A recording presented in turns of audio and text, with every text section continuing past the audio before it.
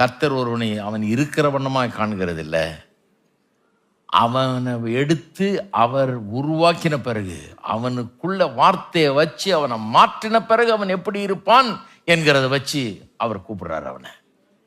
அவன் இப்ப இருக்கிறது கோழைத்தனத்தில் இருக்கிறான், இப்ப இருக்கிறது பயத்தில் இருக்கிறான், இப்ப இருக்கிறது இப்படி இருக்கிறான், தாழ்வு மனப்பான்மையோடு இருக்கிறான். அவர் எடுத்து அவருடைய வார்த்தையை கொடுத்த பிறகு அவன் எப்படி இருப்பான், அதைத்தான் சொல்றாரு பராக்கிரமசாலி என்றார். அவர் எப்பவுமே அப்படிதான் பாருங்க, இல்லாதவர்களை இருக்கிறவர்களை போல் அழைக்கிறவர். ஏன்? காணப்படாதிலிருந்து காணப்படுகிறவர்களை உண்டாக்குகிறவர். உலகமே காணப்படாதிலிருந்து தான் உண்டானது.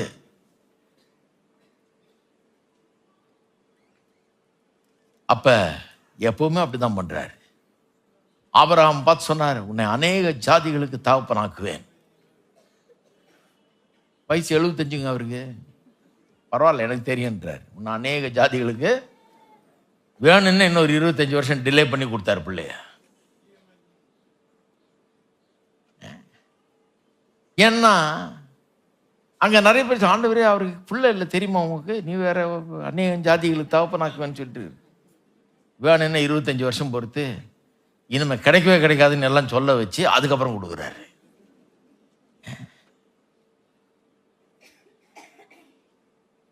வானத்து நட்சத்திரங்களை போல சந்ததி ஆக்குவேன்னு சொல்றாரு. இப்படிதான் பேசுவார் அவரு. ஏன்னா அப்படிதான் பேசிதான் உண்டாக்குறாரு அவரு.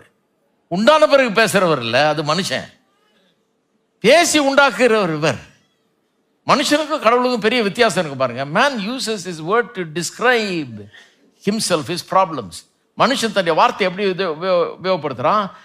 தனக்கு தன்னுடைய மனதில் இருக்கிற காரியங்களை பேசுவதற்கு, தான் நினைக்கிறத பேசுவதற்கு, தன்னுடைய எண்ணங்களை பேசுவதற்கு, தன்னுடைய பிரச்சனைகளை பேசுவதற்கு, தன்னுடைய கஷ்டங்களை சொல்லுவதற்கு வார்த்தைகளை பயன்படுத்துகிறான். கர்த்தர் வார்த்தைகளை எப்படி பயன்படுத்துகிறாரு? உண்டாக்குவதற்கு பயன்படுத்துகிறார், சிருஷ்டிப்பதற்கு பயன்படுத்துகிறார், மாற்றுவதற்கு பயன்படுத்துகிறார். இருளும் ஒழுங்கினமும் வெறுமையும் இருந்தது, வெளிச்சம் உண்டாக கடவுது என்றாரு. இப்படிதான் கர்த்தர் பயன்படுத்துகிறார்.